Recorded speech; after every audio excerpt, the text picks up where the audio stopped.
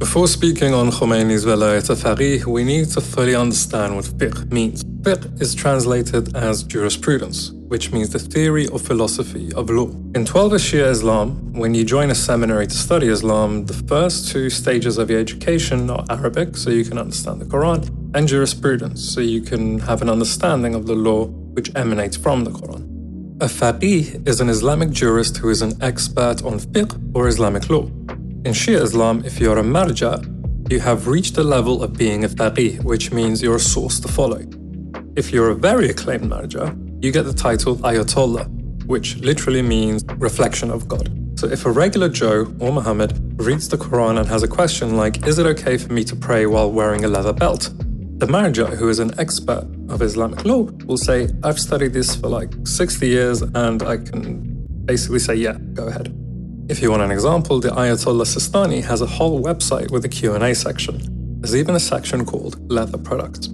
You might be thinking, hey, this sounds familiar. Isn't the marja basically like a pope? Well, yes and no.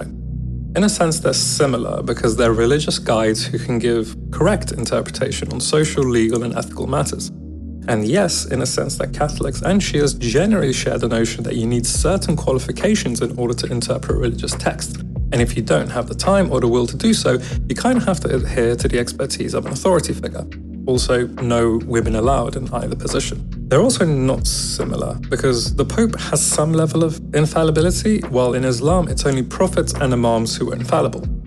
Also, well, you have marjas, plural, and you have a singular Pope, which means there are many marjas to choose from. So like if a marja says to you, you can't pray with a leather belt, and another says, absolutely fine, you can.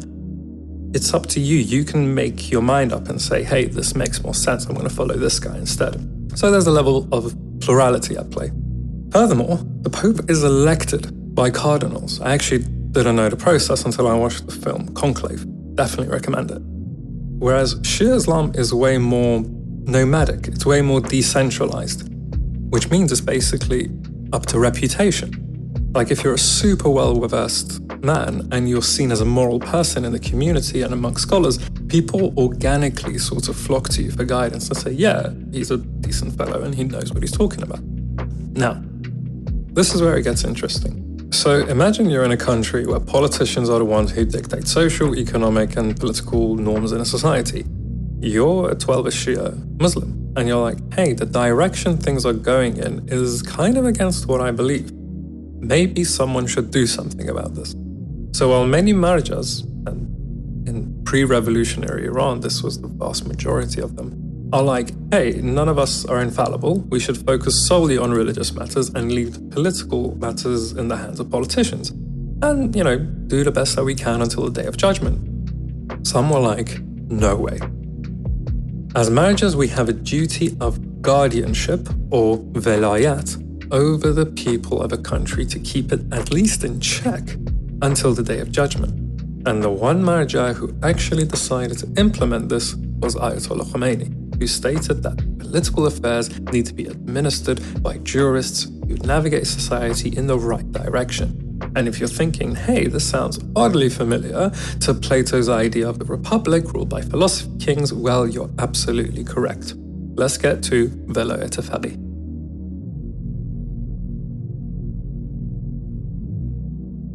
In the introduction, he claims that for the past 300 years, Islam has been distorted by imperialists and Jews. I'm not kidding. His claim is that Islam has been defanged from any revolutionary or political potential. In this way, he says that the servants of imperialism declare that Islam is not a comprehensive religion, providing for every aspect of human life, and has no laws or ordinances pertaining to society. It has no particular form of government. It may have a few ethical principles, but it certainly has nothing to say about human life in general and the ordering of society. So from the get-go, he's basically saying this is all a way for imperialists to neutralize Islam from any political or revolutionary potential. In the context of Iran, he saw the ruling elites as puppets of imperialism who wished to promote vices in the Islamic world, and so would naturally regard Islam as defective. He makes moral equivalences to imperialism and Islamic law. You see anti-imperialist rhetoric expressed explicitly throughout this text. In his words, the imperialist plan is to keep Iranians backwards, resulting in Iran being in a miserable state that has their wealth and resources extracted. Meanwhile, Islamic law is given as a solution to poverty and the ills of imperialism, whilst the ruling elites are seen to align with their aims. Here, Islam becomes a vehicle for anti-imperialism. He makes constant relations between a just society run by Islamic law as opposed to the Iranian government of the time run by the Pahlavi dynasty, who imports decadence and vice. He goes on to say that it's quite unobjectionable for someone to drink alcohol, as they do in the West, and Iran has taken this law on board. They buy and sell alcohol freely. He then makes the equivalence that when Islam wishes to prevent the consumption of alcohol, stipulating that the drinker should receive 80 lashes, or sexual vice, decreeing that fornication should be given 100 lashes, and that married men or women should be stoned as a result, the Westerner laments this and says what a harsh law that is. They are not aware that these penal provisions of Islam are intended to keep great nations from being destroyed by corruption. Sexual vice has now reached such proportions that it is destroying entire generations, corrupting our youth, and causing them to neglect all forms of work. They are all rushing to enjoy the various forms of vice that have become so freely available and so enthusiastically promoted. Why should it be regarded as harsh if Islam stipulates that an offender must be publicly flogged in order to protect the younger generation from corruption? His statements are not only predicated on Iran, though. He explains that as the imperialist countries attained a high degree of wealth and affluence, the result both of scientific and technological progress and the plunder of nations in Asia and Africa, these individuals lost all their self-confidence and imagined that the only way to achieve technical progress was to abandon their own laws and beliefs. When the moon landings took place, for instance, they concluded that Muslims should jettison their laws. But what is the connection between going to the moon and the laws of Islam? As you can see, Khomeini's position is at odds with the notion that material progress relates to any significant betterment in the values of how a society should be run. He jokes that the West can go to Mars or beyond the Milky Way for all he cares, but that they will still be deprived of true happiness, moral virtues, and spiritual advancement, and be unable to solve their own social problems. For the solution of social problems and the relief of human misery requires foundations in faith and morality. Merely acquiring material power and wealth, conquering nature and space, have no effect in this regard.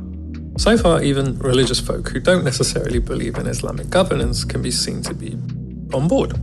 The turn he makes in his book follows his insistence that it is imperialist propaganda which suggests that Islam does not have laws of legislation which causes Muslims to negate their responsibility in setting up an Islamic government. He takes the example of the Prophet, who, according to him, was an executor of the law. For example, he implemented the penal provisions of Islam, he cut off the hand of the thief, and administered lashings and stonings. The successor of the prophets must do the same. His task is not legislation, but the implementation of the divine laws that the prophets have produced. It is for this reason that the formulation of a government and the establishment of executive organs are necessary. Khomeini is equally critical of not just the propagandists, but the apolitical religious clergy. He reminisces of a British officer in Iraq who asked, "Is the azan that I hear harmful to British policy?" And when he was told that it was harmless, he said, "Then let him call for prayer all he wants. Pray as much as you like. It is your oil that they are after. Why should they worry about your prayers? They are after our minerals and want to turn our country into a market for their goods." In a very crude way, he makes the theological case of old. Man has thus far interpreted the world, it's time to change it, into mullahs have thus far interpreted religious text. It's now time to implement them. So Khomeini's vision of governance rested on a simple but uncompromising principle, the rule of divine law. In his view, the true legislator is not man, but God. And his vision stood in quite the contrast to the monarchies and imperialist states.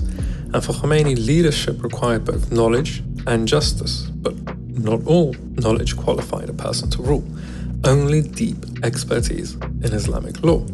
Since Islamic government is a government of law, knowledge of the law is necessary for the ruler. Indeed, such knowledge is necessary not only for the ruler, but also for anyone holding a post or exercising some government function. The ruler, however, must surpass all others in knowledge. Knowledge of the law and justice, then, constitute fundamental qualifications in the view of the Muslims. Other matters have no importance or relevance in this connection.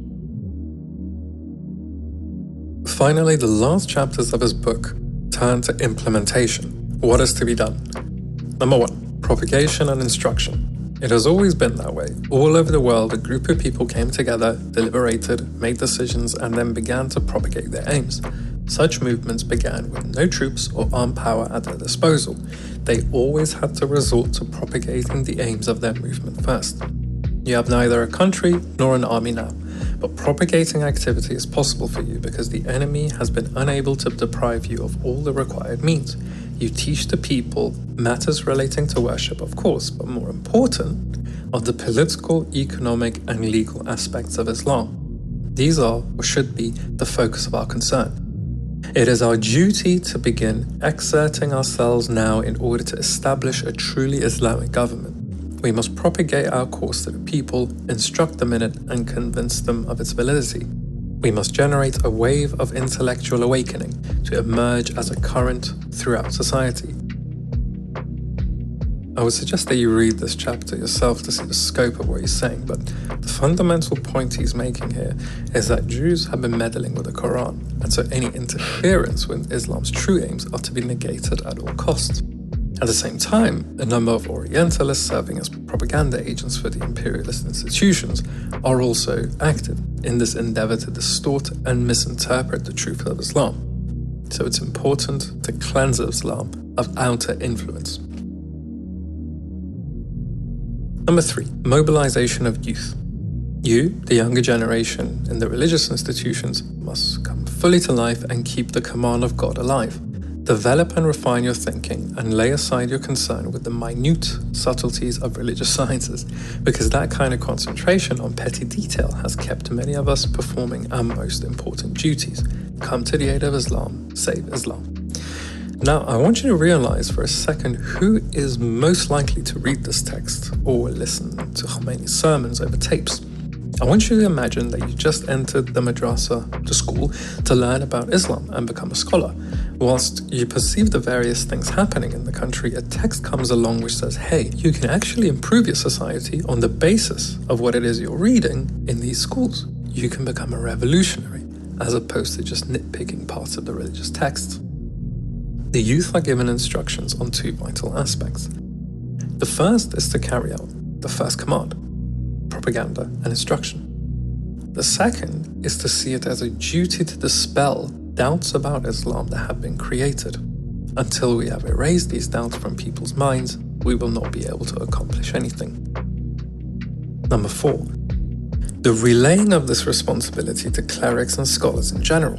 It is the duty of the teaching institutions in Qom, Mashhad and elsewhere to propagate Islam, to expound this faith and school of thought. In addition to Islam, you must make yourself known to the people of the world and also authenticate models of Islamic leadership and government. You must address yourselves to the university people in particular, the educated class. The students have had their eyes opened. I assure you that if you present Islam and Islamic government to the universities accurately, the students will come and accept it. The students are opposed to tyranny. They are opposed to the puppet regimes imperialism imposes. They are opposed to thievery and the plundering of public wealth. They are opposed to this consumption of what is forbidden and this deceitful propaganda. But no student could be opposed to Islam, whose form of government and teachings are beneficial to society.